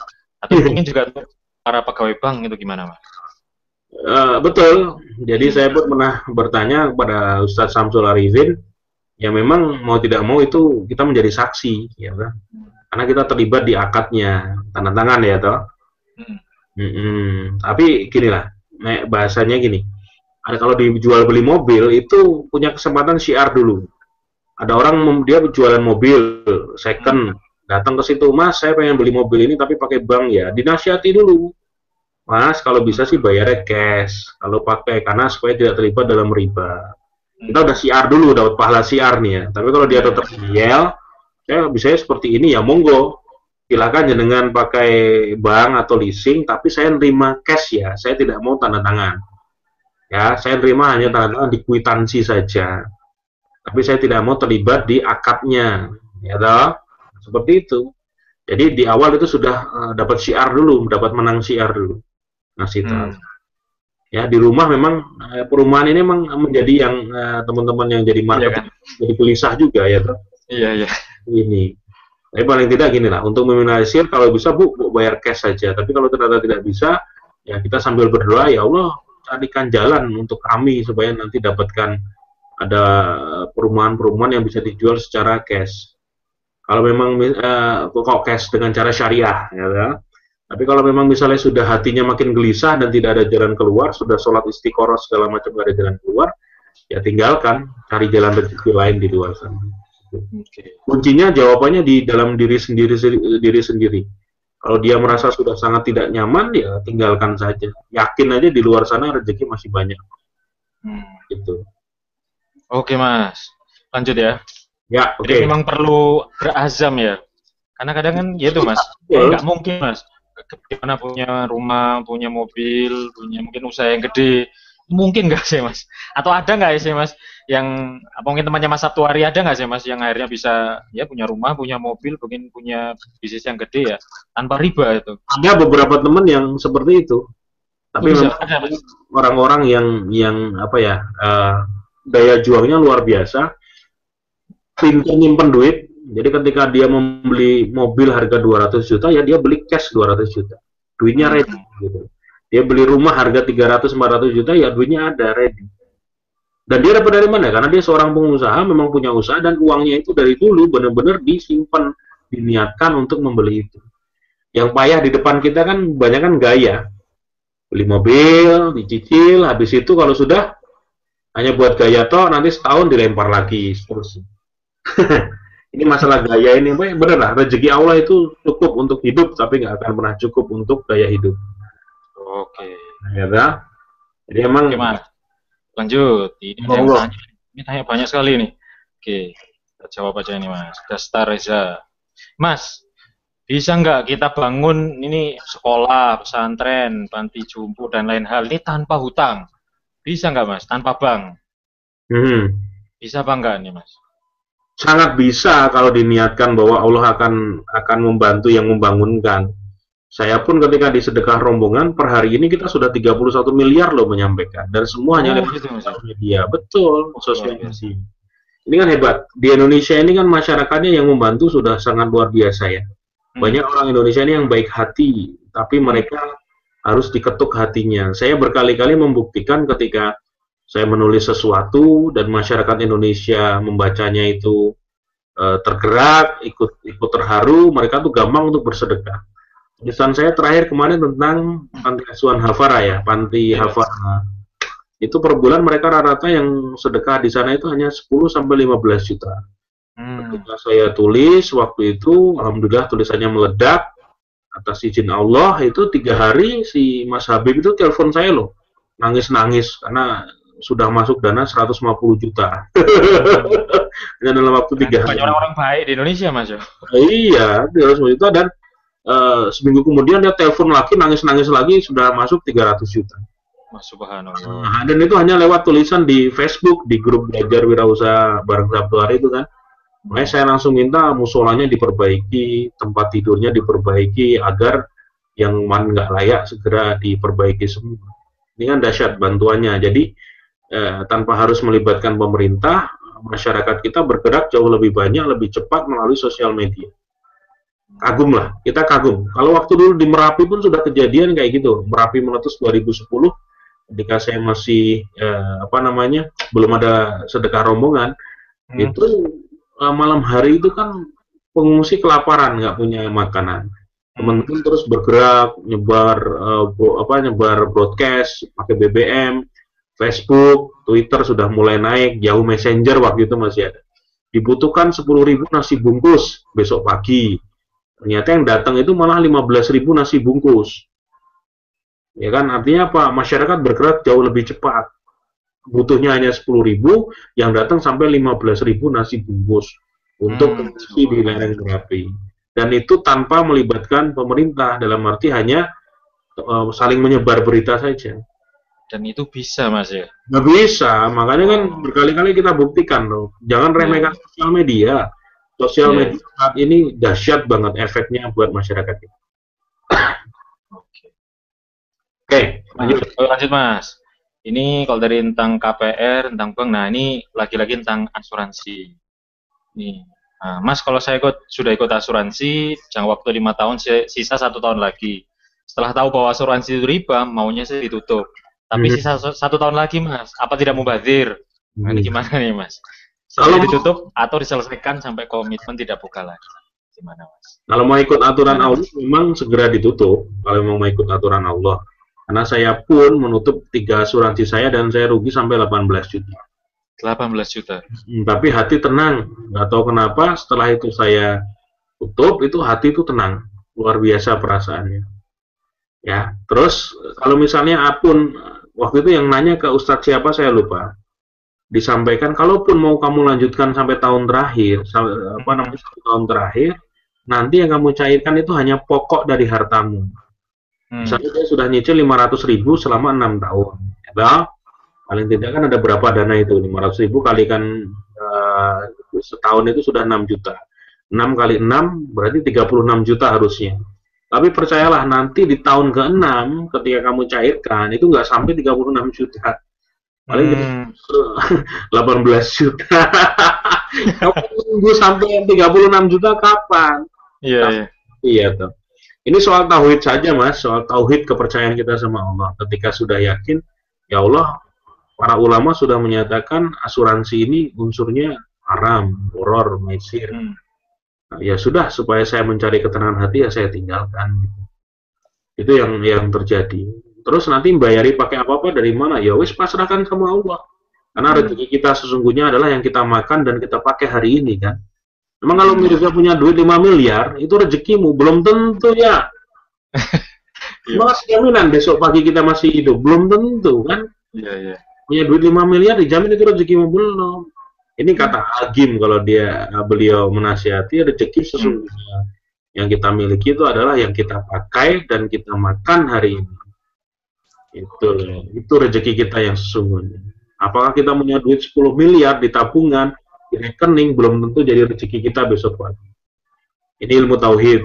Mau kamu di backup asuransi 10, ketika Allah bilang kamu sakit, ya toh, mau dipakai semua itu asuransi, embel gedes kalau Allah tidak menyembuhkan. Tapi kalau Allah yakin bahwa ya Allah sakit ini datangnya dari engkau, hanya engkau pula yang bisa menyembuhkan. Orang gua asuransi malah sehat ya wakeh kok gitu.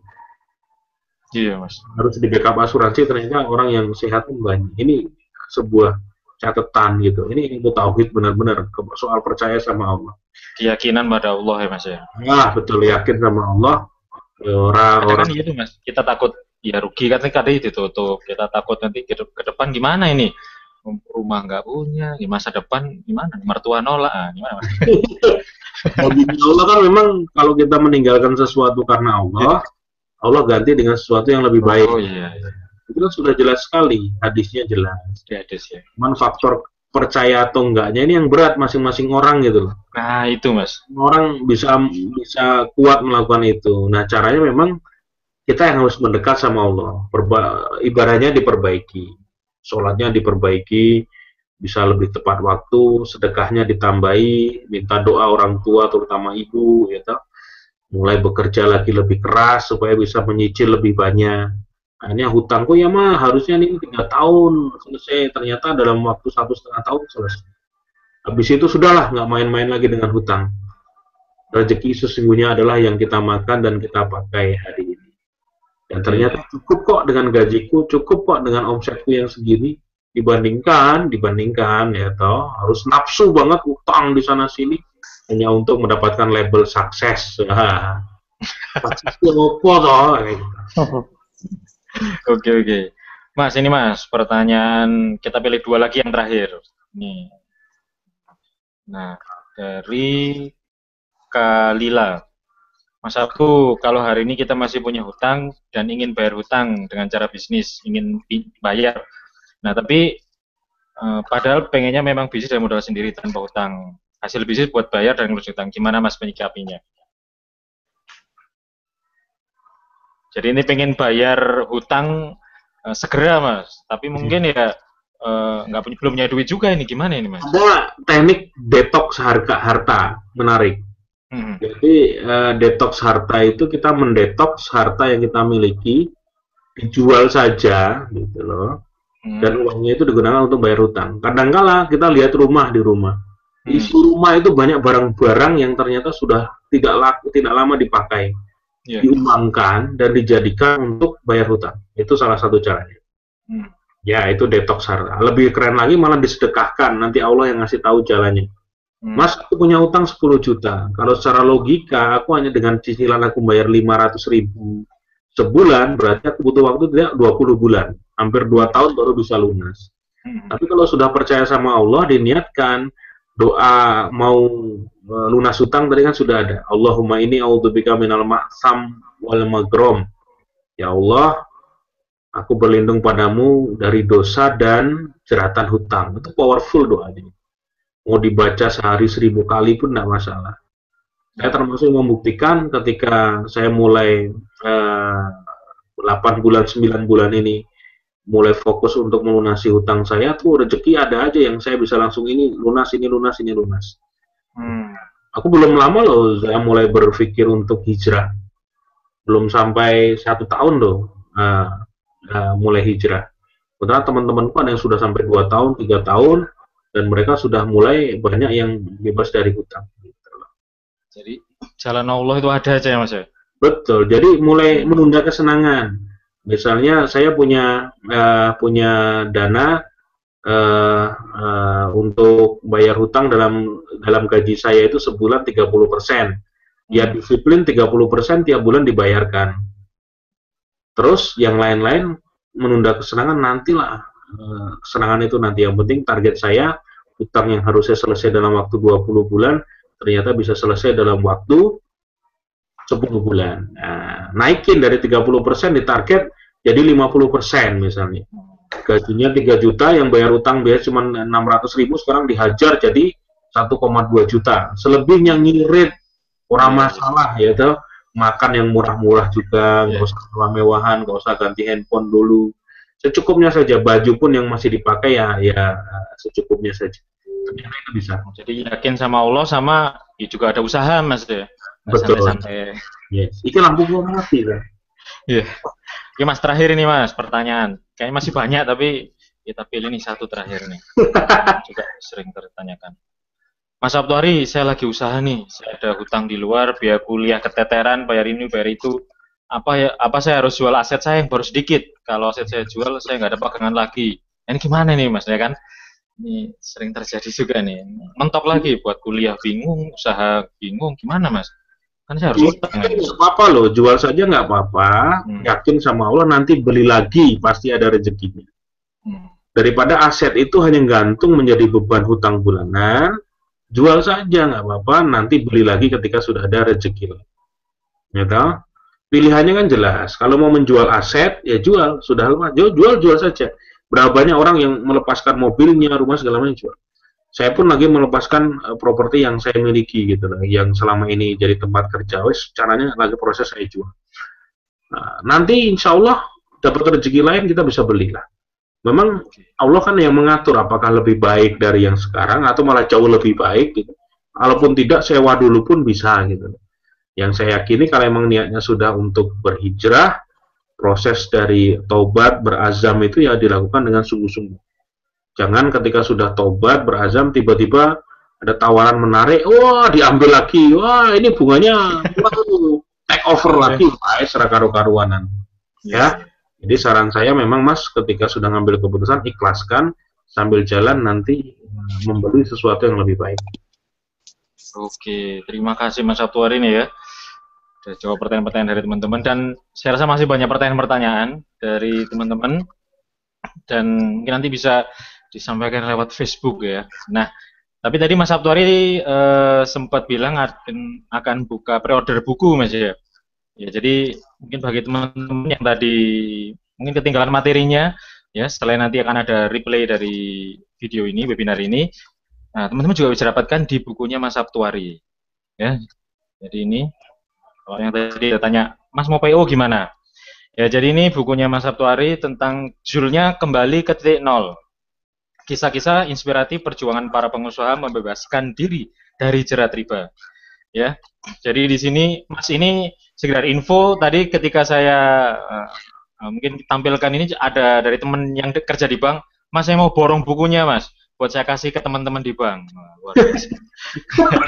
Itu biar tobat semua katanya. Jadi teman-teman, jadi teman-teman yang ingin ya mendapatkan buku Kembali ke Titik Nol, ya, yang akan bahas banyak ya Mas Sabtuari tulis tentang kisah-kisah nyata bagaimana teman-teman Mas Sabtuari juga rekan-rekan Mas Sabtuari dan orang-orang sekitarnya yang bisa membangun bisnis tanpa riba, bisa bebas jeratan riba dengan perjuangan dunia dan akhiratnya, langit dan bumi yang luar biasa. Dan teman-teman bisa pre-order dan harganya cukup ekonomis yaitu 99.000. Dengan cara ketik formatnya titik nol spasi nama spasi alamat lalu kirim SMS ke 081 911 925 777. Jadi teman-teman bisa mulai pre-order dengan format ketik .0 spasi alamat, kirim SMS ke 081 911 925 777. Insya Allah akan banyak kisah dan saya sudah baca ya karena memang editornya ya, jadi luar biasa. Luar biasa memang, dan memang benar ini menggetarkan, menguras mata dan meledakan semangat. Atau teman-teman juga bisa pesen ya melalui billionairesstore.co.id dengan cara ketik bit.ly.0 banget ya. Kunjungi aja billionairesstore.co.id ya, atau ketik bit.ly.0 banget. Sehingga nanti teman-teman akan langsung bisa pesan melalui web ya. Jadi selain SMS juga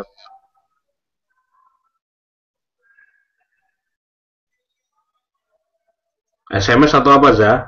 oh nih, nih ya. Tadi belum ditampilin Mas, sebentar Mas. Ini yang SMS.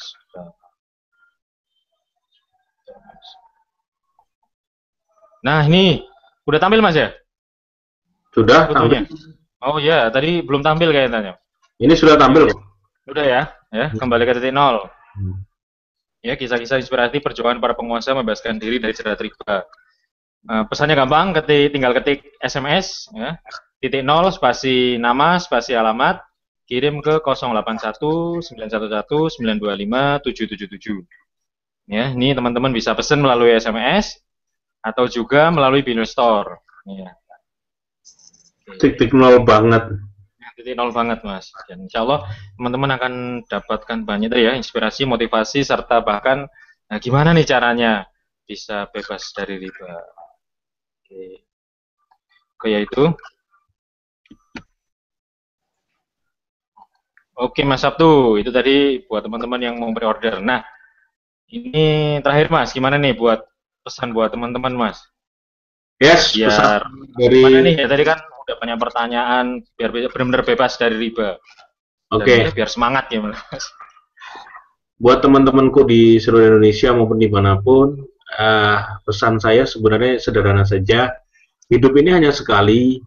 Kalau kita yang bekejar hanya materi saja, nggak akan ada habisnya. Kalau yang kita kejar ini hanya sesuatu yang berbau dunia, dunia pun sementara. Sementara fananya terbukti kan kalau kain kafan pun tidak ada sakunya. Apa sih yang mau dibawa nanti di akhirat? Jadi jadilah pengusaha, jadilah orang yang baik, jangan berhenti jadi orang baik, dan juga yakin saja bahwa yang kita kejar di dunia ini adalah buat nanti sangu, buat nanti bekal ketika nanti kita sudah di akhirat. Saling mendoakan, tetap bergerak, tetap sukses semuanya. Insya Allah kita hijrah bareng-bareng menjadi orang yang jauh lebih baik dan juga menjadi pengusaha yang tujuannya adalah sukses dunia akhirat. Saya Sabtuari Sugiarto, terima kasih. Sampai ketemu di pintu surga ya, insya Allah nanti. Amin. Amin. Terima kasih Mas Sabtuari. Nah, buat teman-teman yang tadi mau pre-order, bisa pre-order ke nomor ini, ya, atau ke billionstore.co.id, bit.ly.0 banget. Dan juga kalau teman-teman dapat manfaat ya dari webinar kali ini, ditunggu testimoninya lewat Facebook dengan mention Mas Sabtuari atau Bung Billy official Billionaire Store. Agar apa? Semoga bisa memberikan semangat bagi sahabat-sahabat yang mungkin belum bisa lihat webinar ini untuk bisa terbebas dari riba. Ya, itu saja. Sekian webinar kita pada malam hari ini. Saya ucapkan terima kasih buat Mas Sabtuari. Kita beri tepuk tangan ya buat Mas Sabtuari. Terima kasih Mas Tusun. Oke. Insya Allah ketemu di webinar lain kali. Luar biasa. Terima kasih Mas. Dan semoga di akhir webinar ini saya ucapkan terima kasih buat teman-teman yang sampai hampir jam 10 malam ini masih bisa stay, masih bisa mendengar webinar kita kali ini. Semoga semua amalan kita pada hari ini untuk webinar kali ini yang nonton, yang nyimak, yang tanya, dan pasti pembicaranya ya mendapatkan berkah dari Allah Subhanahu wa taala, dan kita berdoa semoga kita benar-benar hidup kita terbebas dari riba. Amin. Terima kasih atas kehadirannya pada webinar kali ini. Saya ucapkan Mas Abdul terima kasih, buat teman-teman juga terima kasih. Sampai jumpa pada webinar kita berikutnya. Saya Mirza dari Billionestor mengucapkan terima kasih. Wassalamualaikum warahmatullahi wabarakatuh. Sampai jumpa pada webinar-webinar Billionestor berikutnya.